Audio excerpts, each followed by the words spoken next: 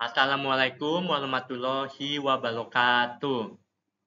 Selamat pagi anak-anak, selamat pagi semuanya. Kita kembali lagi ke mata pelajaran Sistem Lingkungan Industri. Saat ini kita sudah ke pertemuan yang ke-14. Hari ini kita akan membahas tentang industri dan perubahan iklim. Topik ini lagi hot topic yang sedang dibicarakan di tingkat internasional maupun di tingkat nasional. Jadi saya harap kalian walaupun kita ini Zoom masih tetap harus fokus dan juga masih tetap menulis ya, disediakan pulpen sama bukunya. Oke. Seperti biasa, kita akan memulai kelas ini dengan membaca Al-Fatihah. Berdoa dimulai. Berdoa selesai. Oke. Kemampuan akhir yang ingin dicapai pada pertemuan ke-14 hari ini adalah mahasiswa mampu menganalisis dan mengevaluasi dampak lingkungan, dampak industri terhadap perubahan iklim. Topik pembahasannya adalah apa saja sektor penghasil gas rumah kaca, apa saja sektor penyerap gas rumah kaca, perjanjian Paris, iklim netral atau karbon netral, dan yang terakhir adalah bagaimana cara mengatasi perubahan iklim. Nah, di sini kita memasuki topik yang pertama, yaitu sektor-sektor penyumbang gas rumah kaca. Ada 3 jenis gas rumah kaca yang akan kita bahas pada pertemuan ke-14 kali ini, yaitu gas rumah kaca yang pertama adalah gas karbon dioksida. Ini berasal dari industri dan transportasi. Gas rumah kaca yang kedua adalah metana, yang berasal dari sampah organik.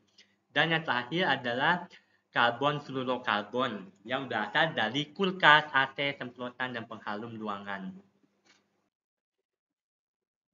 Ada juga sektor-sektor yang dapat menyerap gas rumah kaca. Nah, sektor-sektor ini berasal dari bukan dari kalangan industri, melainkan dari sektor-sektor ekosistem, yaitu seperti lamun, rawa asin, mangrove, dan hutan tropis. Ada yang bisa tahu dari 5 ke ekosistem ini, ekosistem apakah yang dapat menyerap gas rumah kaca paling banyak? Ya, Budi, silakan. Betul sekali. Ekosistem mangrove yang ada di oceanik atau di lepas pantai adalah ekosistem yang dapat menyerap gas rumah kaca paling besar. Ini bisa dilihat ini di mangrove oceanik, dia dapat menyerap gas rumah kaca jauh lebih tinggi daripada hutan tropis. Benar sekali, Andi. Bagus sekali, Andi. Oke. Selanjutnya kita akan masuk ke Perjanjian Paris. Perjanjian Paris ini dilaksanakan pada tahun 2015, di mana negara-negara berkomitmen untuk mengurangi gas rumah kaca yang dihasilkan negara tersebut agar suhu rata-rata bumi tidak melebihi 2 derajat Celcius. Langkah strategisnya adalah memperkenalkan konsep yang bernama iklim netral atau karbon netral atau emisi nol pada tahun 2050.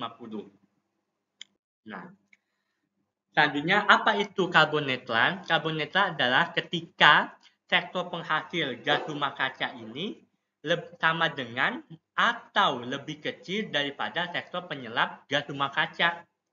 Nah, contohnya seperti apa? Nah, seperti ini. Misalnya ada di sebuah negara Eropa. Negara Eropa ini menghasilkan gas rumah kaca sebesar 1000 karbon CO2 ekuivalen.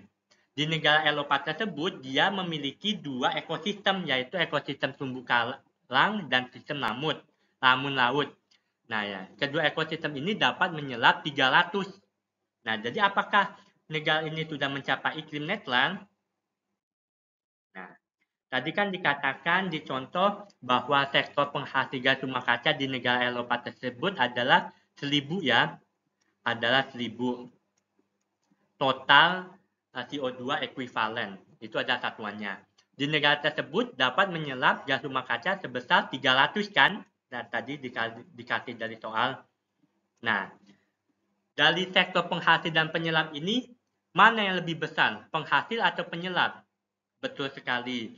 Penghasil jauh lebih besar daripada sektor menyerap. Karena sektor penghasil lebih besar daripada sektor menyerap, maka negara tersebut belum mencapai iklim netral. Nah, selanjutnya kita akan membahas sesi diskusi, yaitu tentang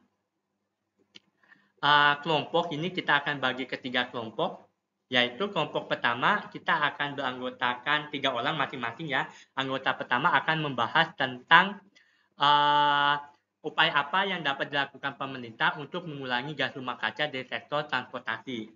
Tim yang kedua akan membahas tentang bagaimana usaha pemerintah agar dapat meningkatkan gas rumah kaca yang dapat diserap pada ekosistem yang ada di Indonesia. Oke, waktu diskusinya adalah 30 menit dan akan dikumpulkan dan dipresentasikan di depan kelas oleh ketua kelas. Oke, terima kasih.